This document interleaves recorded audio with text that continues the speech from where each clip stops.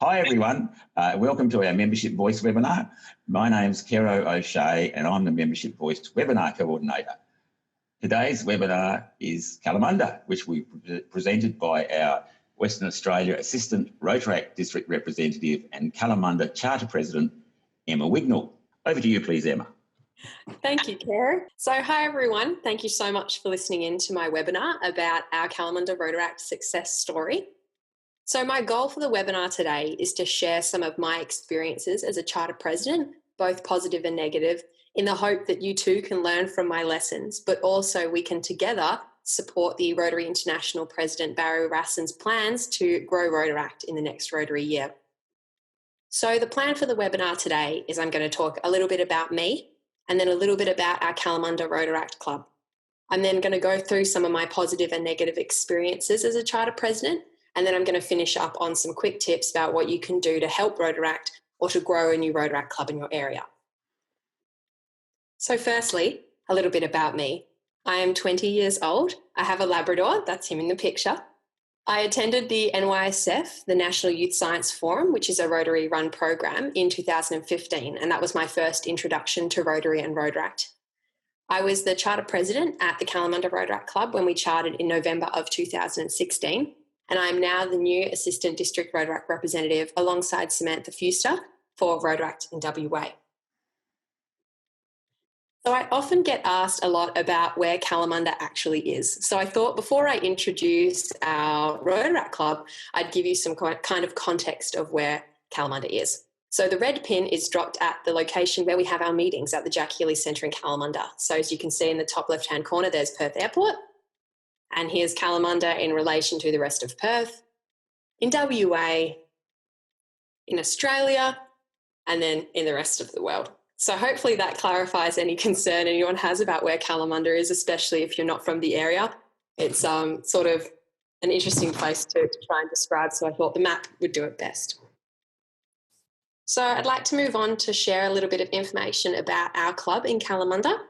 So in I think it was about March of 2016, the Rotary Club of Kalamunda realised that they'd supported quite a few young people in quite a few different programs. So they invited us all along to a social pizza night and then talked us into starting a Rotaract club in our area. So from about March of 2016, we existed as quite a casual club, and eventually we chartered in November of 2016. We had 15 members at the time of chartering, and now we have 25, which makes us the largest Rotaract club in the state. We do lots of different activities and programs. We consider ourselves to be very busy and active. We're all under the age of 22, which actually makes us one of the youngest Rotaract clubs. And I do believe, and we are genuinely partners in service with our supporting Rotary Club at Kalamunda. So I'll just quickly go through these pictures on the slide to explain sort of where they are in the context of them. So the top left-hand photo is a picture of some of our members at one of our favourite projects, which is an environmental project at a national park in our area. We got involved with this because our Rotary Club was sponsoring it and they needed some young people to lift some heavy stuff and build some things. So we got around that and we have a great time there. We go fairly regularly to do little bits and pieces at the site. The right-hand side picture at the top is a picture from a meeting that we had really recently. We have just started a new personal and professional development program where we encourage members of our own club to stand up for 10 to 15 minutes and share something cool that they have learned or a skill that they have with the rest of the group. So this picture, which you can't really see what's on the whiteboard, but I can tell you this is Mawson, who's a member of our club, who studies astrophysics and astronomy. So he gave us a quick 10-minute lesson on some cool physics stuff, which was really great. The bottom left-hand picture was taken in November of last year at our Rotary Club's Opera at Twilight event, which they have run for 2 years in a row. This is our team of volunteers wearing our club shirts and badges, and we were involved in the planning of Opera at Twilight, but also on the day to help out on the ground, help with traffic control and things like that. So you can see we were very excited about that day. And finally, the bottom right-hand picture is a picture of some of our members at a committee meeting that we held in the local park. We had a nice little picnic and talked about some new community service projects we wanted to support. So hopefully that gives you a bit of an idea of Kalamunda Rotaract and who we are, and you can see some of our faces there. And believe me that we are a real club and real people. Okay, so moving on to my experience as a charter president. So charter in Kalamunda had its positives and negative experiences, but this photo really highlights to me how much fun we had and how much we enjoyed the experience. So there's myself in the black and white dress and Jess, my vice president, in the red, and the two boys behind me are Liam and Alistair, who were our treasurer and secretary. Standing between Jess and I is our President Dee Buckland, who is the president at Rotary Kalamunda when we chartered, and Eddie Lee and Peter Durant, who are two really important Rotarians for us. So this photo was taken at our charter night, and that is our charter certificate. So we were very excited and proud to be a real club. Okay, so now I'm just going to move on to some of the positive and negative experiences I had as a charter president in Kalamunda. I'm going to move through each one, starting on the positive side, and explain the experience and whether, why it was positive or why it was negative, and then share some suggestions and recommendations I have for future people who are starting Rotaract clubs or involved about how you can make sure that the positives are done in your club, but also how you can avoid some of the negative experiences that I had. So firstly, for positives, party time. So partying and socialising is really important for new clubs and was particularly important for our club in Kalamunda because so many of us had come from so many different programs. So we made sure early on that we made time to just socialise and get to know each other. And I really think that this was important for us because, like I said, we were from all walks of life, but also the friendships we formed also came with the honesty and trust that you need to be a successful club, especially when there's a small group of you starting off. So I'd encourage you, if you are starting a Rotaract club or involved in a Rotaract club that maybe needs some revamping, that you brainstorm some social activities that your members would like to do. And we did this brainstorm all together. We chucked all sorts of things in the mix, things like having a pint at the pub or going to one of those really cool escape rooms that are a thing at the moment, or even just bowling, anything like that. It's always just really good to socialise and get to know each other. So this second positive point is about fundraising. And along with the fundraising is the actual getting out there and doing stuff. And obviously everyone who joins a Rotaract club is keen to be involved in this side of Rotary and Rotaract, and that is to raise money for funds to support projects around the world. So don't let the fear or uncertainty of not knowing how to go about fundraising stop you from actually doing stuff as a club, even before you're chartered, because we did some of our best work in those first few months when we were enthusiastic and wanting to learn.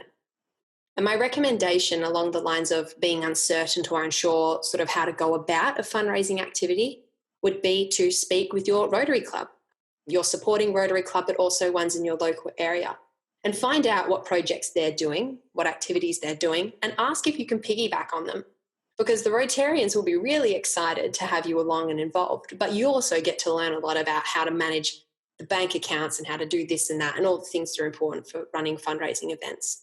And we did this, and I promise you it works. We went to markets, we went to sausage sizzles, we sold raffle tickets whilst wearing crazy hats. I can't remember exactly what it was for, but it was heaps of fun, and I learned a lot, but so did everyone else in the club about how to do fundraising activities. And also working alongside your Rotary club, this is a bit of a side note, but working alongside your Rotary club really does place emphasis on that partners in service part of Rotaract and Rotary, which is really important at the moment and is a focus, at an international Australia. The third and final positive I just want to talk about is about making a difference. So everyone would probably recognise this because this was the Rotary theme for the last Rotary year, but it really is at the core of what Rotary and Rotaract is. And making sure that everyone in the club feels as though they can contribute and that they can make a difference was really important for us, and I'm sure it'll be important for you. And what we did, and this is what we did in Kalamunda, by no means do you need to do this, but it's a suggestion, is we created the relevant board positions, obviously, and the committee chair positions that we felt we needed. And at the end of it, we went to the club members and we said, what other things are there that we should be doing? Is there anything missing in these roles? And what we found with that was that people who had a particular skill set popped their hand up and they said, hey, I'm good at taking photos. Can I be the photographer for the club? How great is that? Because this person now feels that they can make a difference in the club, and they are making a difference by utilising their skills. But we also ended up with a whole heap of very professional photos to use in our social media, to promote our club, and so on. So making sure that you're frequently asking and reviewing with your members, is there anything more we can do? Is there any skills that you have? Is there anything, that you can contribute that will help us as a club make a difference? Because making a difference isn't just about actually fundraising the money or actually handing over the certificate. It's about contributing the pieces of the puzzle that you need to create a successful Rotaract club. So my recommendation is speak to your club members and find how you can make their interests and their strengths fit in with the rest of the club. So now on to the negative experiences I had at Kalamunda. And before I just start on them, I wanted to just say that innately as humans, we like to avoid the negatives and talk only about the positives.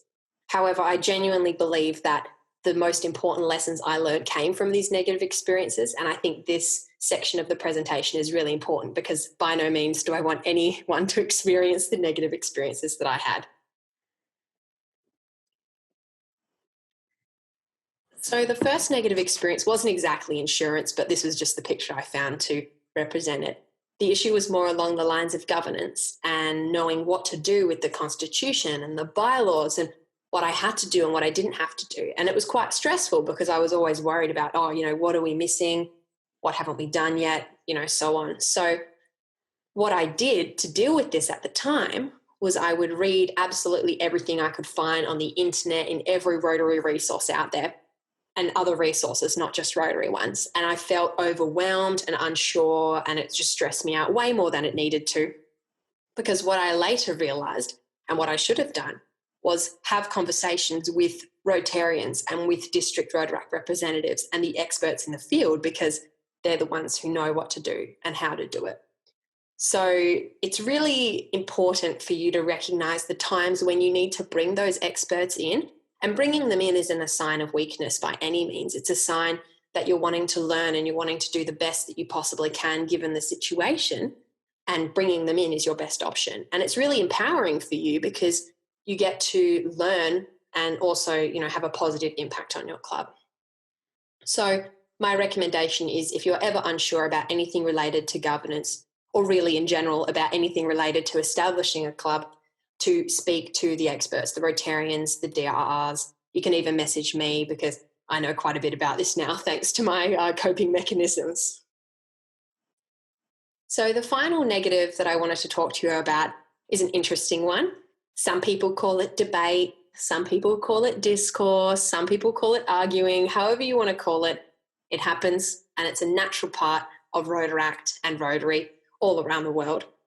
And it's healthy and it should be welcomed, provided it's productive and constructive.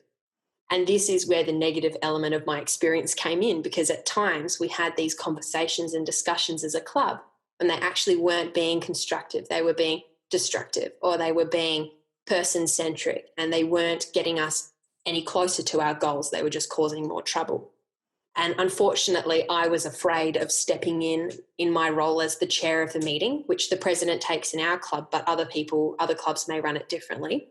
But I was afraid of stepping in too far or appealing controlling. But what I realised very quickly was that my role was to make sure that the discussion was always productive and that the discussion was helpful and that everyone felt valued and respected. So my recommendation along this line is that as a president, you will likely chair meetings, but also as a president in general, your role is to make sure that all members feel welcomed and valued and have an opportunity to speak their opinions on topics.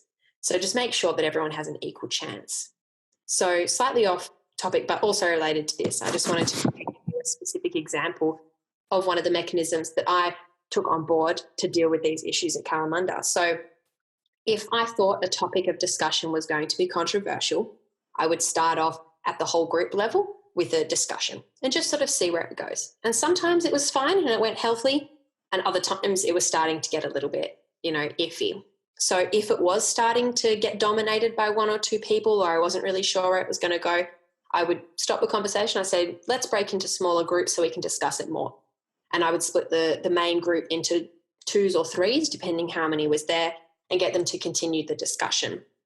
And then if that still wasn't working well enough, I would bring it down to an individual level. And I had a set of Post-it notes and a set of pens that were identical, so people could submit anonymous thoughts on a topic. And then the board would take these away and discuss it and come to a conclusion. if necessary. So that was just one sort of way you could go about that. Obviously, it will depend on the topic and the people and all of those factors, but there are ways to avoid it if it is going to be an unhealthy discussion the whole time. But overall, just make sure that everyone has a chance to contribute their opinions. So that's kind of the positive and negative experiences that I had in a nutshell. Obviously, there were many more on both sides, but due to time constraints, I can't discuss them all. But I hope that you can take on board some of the positive things I've said and some of the recommendations on both sides and apply them in your experience with Rotaract. So moving on to a section that is more tailored to Rotarians who are interested in starting up Rotaract clubs in their areas or helping their Rotaract clubs grow. This next section is just sort of 3 quick points, 3 really simple things that you can do to help Rotaract succeed. So the first one is about finding the right people. And when I say the right people, I mean the kind of people that will create a successful and welcoming Rotaract environment. And unfortunately, a lot of Rotary clubs don't realise that those people are right in front of them. They're the students they send to NYSF and the young leaders they send to RILA and the children they support through scholarships in school, all sorts of things like that. There are so many programs that Rotary is involved in the youth area, and they're all the right people. So I'd encourage Rotarians to identify those people, list them, get their contact details down in a document, and organise some kind of social event to discuss Rotaract. A barbecue, afternoon tea, anything like that. And just send an email out, invite them there, and you will find from that, you will get a group of people to start Rotaract. And that's what happened in Kalamunda. We had pizza and it worked so well. So I'd recommend, that as a way to go about starting Rotaract clubs. The second tip I have is about being supportive rather than controlling, because Rotary's role in the context of Rotaract is to provide support and help as the experts in the field of Rotary International. But we don't want Rotary clubs to be controlling of Rotaract clubs, because to be honest, if the Rotary club is too controlling, the club won't succeed. But if they are supportive, then the club likely will. So I just encourage Rotarians, when they do start creating Rotaract clubs, to allow the Rotaractors the space that they need to develop the club that they want, with the guidance of Rotary, of course, but you need to allow them to create their own projects and meeting times and places that they meet and things like that to suit their members, but also to be there when they need that support. And to give you a really specific example, Kalamunda Rotary was amazing at this. They were always there for us when we needed them. They provided guidance every time I asked, but they never were controlling. They'd invite us to every single thing that they could possibly think of, but we never felt like we had to attend. And that was the perfect balance for us, because we could discuss projects or opportunities as a club, but not feel guilty if we were like, oh, it doesn't really fit with what we're after right now, or, oh, maybe we'll get involved with this one. So Kalamunda really was amazingly supportive, and I do believe that that is at the core of why our Rotaract Club is so successful. So my recommendation under this one, under the second point for Rotary, is to make it known to the Rotaractors, the potential group, that you are there as supports and that you want them to make their own decisions and be the club they want to be, but you're always there if they need help. Perhaps assigning 1 or 2 Rotarians as liaisons or supporters, I'm not sure, whatever you want to call them, could be really helpful, because that sort of happened in Kalamunda Rotary, and it was really good for me to know I've got an issue, I know exactly who to go to, or I need some help on this one, that's the Rotarian to help me. So just keeping in mind that you've got to be supportive, but letting the club become who they're going to be. And the third point under this one, super straightforward, to read and consult the Rotaract Handbook. It just got an amazingly timely update thanks to Rotaract and Rotary International, and it's got heaps of relevant information, all the forms you need, all that good stuff is in there. So make sure you've read it and you know what it's about before you're starting this Rotaract journey, or before you come up with new ways to help Rotaract grow, because it really is a great document for the core body of information you need for Rotaract. So that brings me to the end of my webinar. Thank you so much for listening. I really hope that I provided some useful insight. I'm happy to take questions, of course, and in the future, feel free to contact me on any of these platforms. I only recently joined LinkedIn, so I can't promise you I'll know exactly how to work it, but I'm so excited for the year ahead and for Rotaract to grow. And I really, really thank you for listening in to me and valuing my experience. And I wish you lots of luck on your amazing Rotaract adventures. Thank you so much. Thank you, Emma. We do have some questions for you. Awesome. These will complement your presentation quite nicely. One of the areas of opportunity, and I know you did touch on RILA during your presentation, but it seems to be an area of opportunity for recruitment of Rotaractors that's not always utilised properly. So how would you recommend that Rotary clubs or even Rotaract clubs tap into the opportunities available via RILA? So I haven't been on RILA myself, but I know that usually during the program, there's some kind of dinner that's open to Rotary clubs and sponsors of students and people that are on RILA. And I know in the past, we've been invited to attend that dinner. And there's no better way to connect with the people at RILA than to actually go and see them during their experience and be like, hey, Rotaract exists. Why don't you come to our barbecue? Why don't you come see us at a meeting and make that connection there? Otherwise, I would recommend creating sort of a database, getting hold of their contact information and having someone from the Rotaract or the Rotary Club contact them almost immediately after RILA when they're on that sort of, the peak of the mountain, and remind them of this way that they can continue their leadership experience, and that would be through Rotaract. So they're kind of my main recommendations. I'm sure there'll be others out there, but I think that's probably the best way to go about it. Thanks, Emma. Mm-hmm. How many members does Kalamunda Rotaract have at the moment? We have 25 right now. I hope that's the correct figure. But yeah, around 25. We're just about to do membership renewal, so hopefully it'll go up a little bit more. A question regarding something that you touched on in your presentation. How important is brainstorming to your club and how often do you use it? Brainstorming has been very important to our club. When we were starting up, we used brainstorming a lot because it was a good way of coming up with a variety of things, but also a variety of things that were what we wanted to do.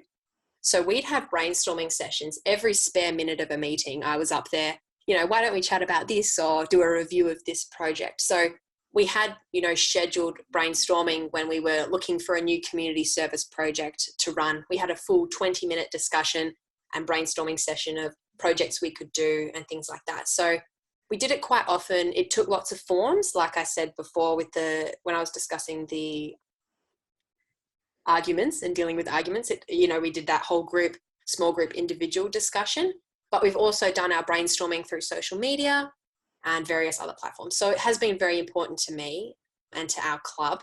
And there's actually a lot of resources available online for how to go about brainstorming and how to do it efficiently and effectively and making sure it's on target. So definitely recommend the brainstorming, and it has been very important to our club. Thank you, Emma.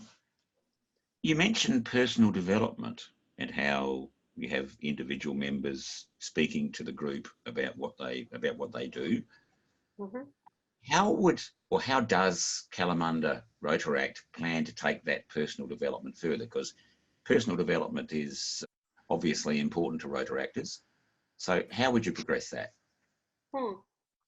So this new program is very new, and by very new I mean the last month and a half, 2 months, and it was essentially just came from an idea we had when we first started up. We just hadn't got round to actually applying it, which was, we've got such a rich body of knowledge within our club, why don't we better utilise this? So I think the plan for the future, and this is the responsibility of our professional and personal development director, but our plan is to offer it to anyone in the club and to spread it to Rotary as well, and say, if you want to teach the group something, or you've got something cool you want to show us, contact Peter, who's our director, and he'll organise for it.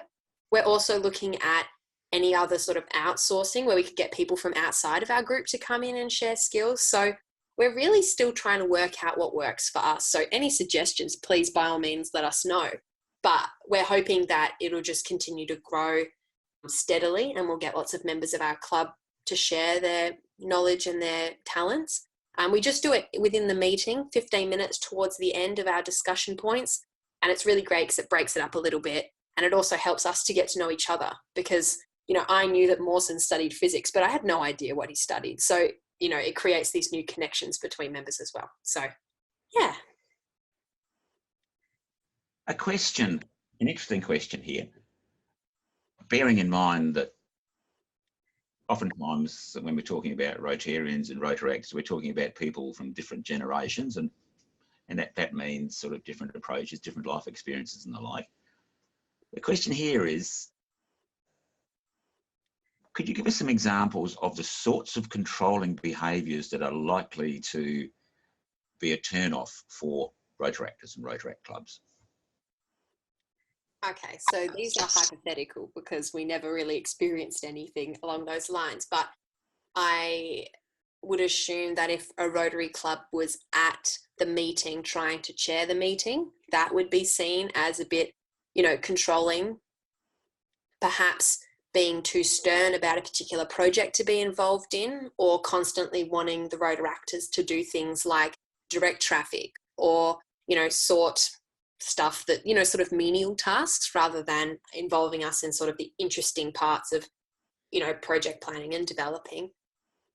I can't really think of any other examples, but anything that sort of interferes with the way the club would function in the sense that, the meeting time needs to be for the Rotaract club to exist. But if a Rotarian is chairing it or Rotarians are dominating the conversation, then it's essentially just another Rotary meeting. So any of those behaviours that, you would do in your own Rotary club perhaps wouldn't fit for you to do in the Rotaract club unless you were a Rotaractor, of course, because people can be joint members. But yeah, I think chairing the meetings and being too stern about projects to be involved with would be considered, fairly controlling and would probably not help the Rotaractors to develop into the club that they want to develop into. Thank you, Emma. One last question. What's your member turnover been like? Because you chartered going on for 2 years ago. So what's the churn been like in the club? So we've had a few of our sort of original members move interstate for university and for education and jobs and things like that. But we've also recruited some at the same time. In terms of movement, we've been quite understanding that at times in young people's lives, they're really, really busy. When they start a new university course or they've got a new job that might clash with our meeting times. So in terms of turnover, we've lost a few, but we've gained a lot more than that. But some of our members have had sort of dormant periods where we might not have seen them for a few months, but they're still there. They're still on the social media. They're still providing the support they can, but they're not able to attend meetings or events. So it chops and changes, but I think because we were so young, we were so understanding, as was our Rotary Club, understanding of the different demands on the life of young people, especially those in Rotaract. So we've been fortunate most of our members have stayed. We're just about to do membership renewals, so who knows what will happen. But overall, our membership has stayed fairly consistent. And we've been recruiting through various pathways, mostly friends of friends or connections that people had outside of Rotaract. But we're also fortunate that our Rotary Club does so much in the youth space. So every year we sort of gain a couple from programs that they've supported. So yeah, I hope that answers that question in a sort of roundabout way. I think it answers it fairly well. We don't have any more questions at this stage, Emma. Certainly has been a fabulous presentation tonight. For the information of our audience, that Emma is 20. She's the youngest webinar presenter that we've had on the Membership Voice in the 30 webinars that we've run. And I think that it's been a really professional job tonight there, Emma, so well done. Thank you so much. Good night, everyone.